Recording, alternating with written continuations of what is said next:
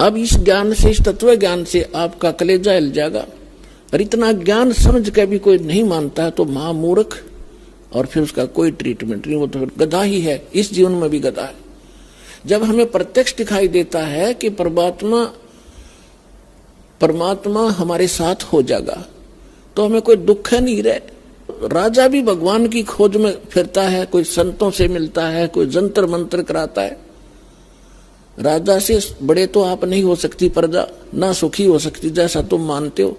राजा भी अपनी आपत्ति में परमात्मा की आड़ लेता है और आपको सीधा ही भगवान मिल रहा, तो फिर आपका कौन सी कमी आवेगी, ये विचार करने की बात है। पहले तो दास आपको परमात्मा के विधान और इस ज्ञान से इतना परिपूर्ण कर देगा कि आपके हृदय में ये पक्की बात समा जाएगी कि कबीर इज गॉड, और ये रियलिटी है, वास्तविकता भी है। और फिर ये ऐसा प्रमाणित कर दूंगा कि ये भक्ति है, ये विधि है भक्ति की, और विधि नहीं है। आप बुद्धिमान हो, हमारे पास सदग्रंथ हैं, प्रमाण हैं, जिन महापुरुषों ने ये मंत्र जाप किया उनका उद्धार हुआ, वो मोक्ष हुआ, हम भी मानते हैं ये मुक्ति प्राप्त हुई इनकी। उनके अतिरिक्त कोई मोक्ष प्राप्त प्राणी नहीं है,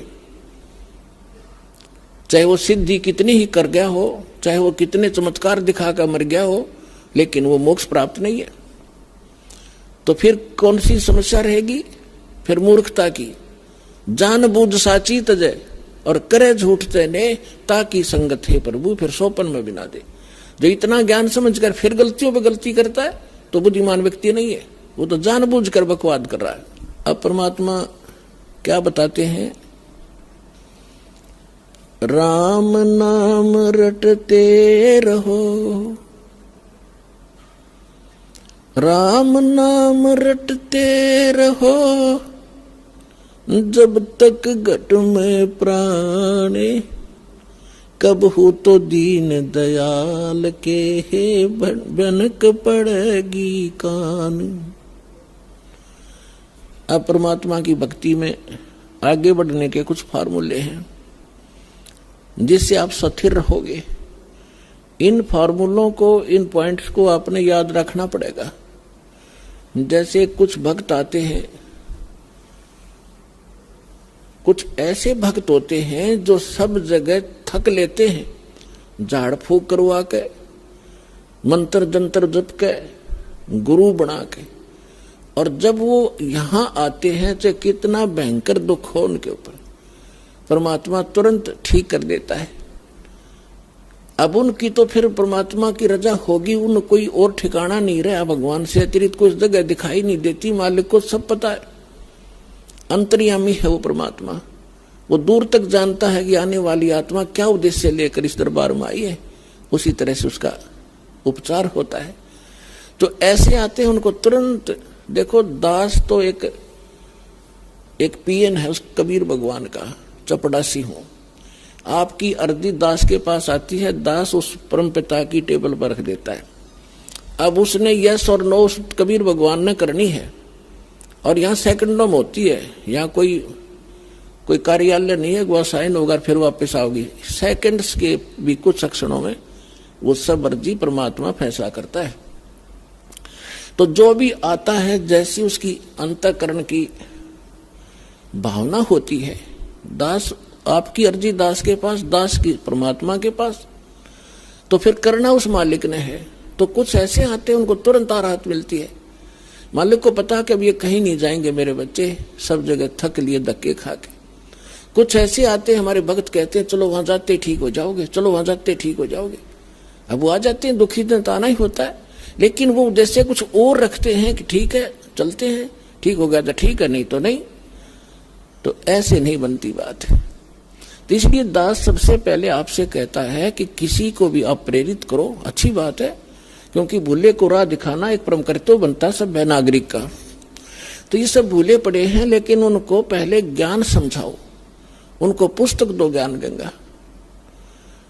और ये ज्ञान गंगा पुस्तक जो है, और भी कोई हमारी सीडी है बनाई हुई, या कोई भी परमात्मा का लिटरेचर जो इस दास के सत्संगों से बना है, उनको दो पढ़ने के लिए। और ये एक ऐसा ज्ञान है परमात्मा का। कबीर साहब कहते हैं और ज्ञान सब ज्ञानड़ी, और कबीर ज्ञान सो ज्ञान, और जैसे गोला तोब का करता चले मैदान।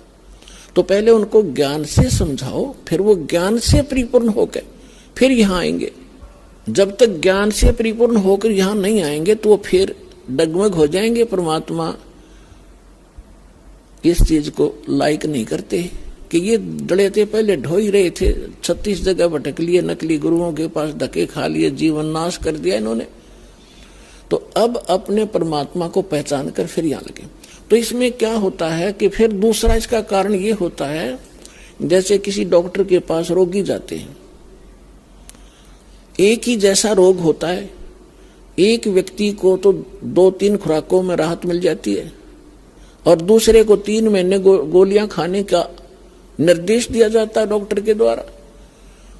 तो उसके रोग में अंतर है।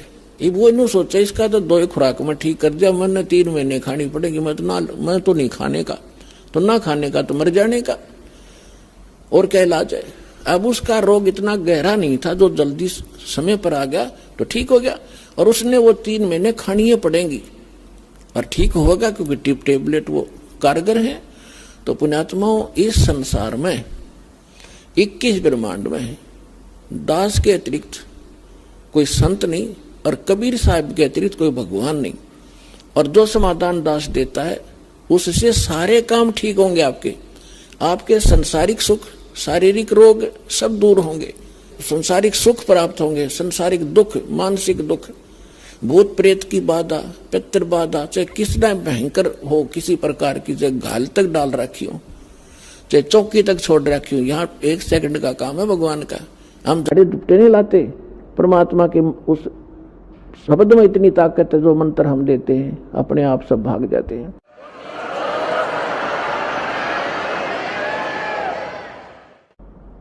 फिर कहते हैं धीरे धीरे रे मना, धीरे सब कुछ होवे, माली सींचे 100 घड़ा, समय आवे फल होवे।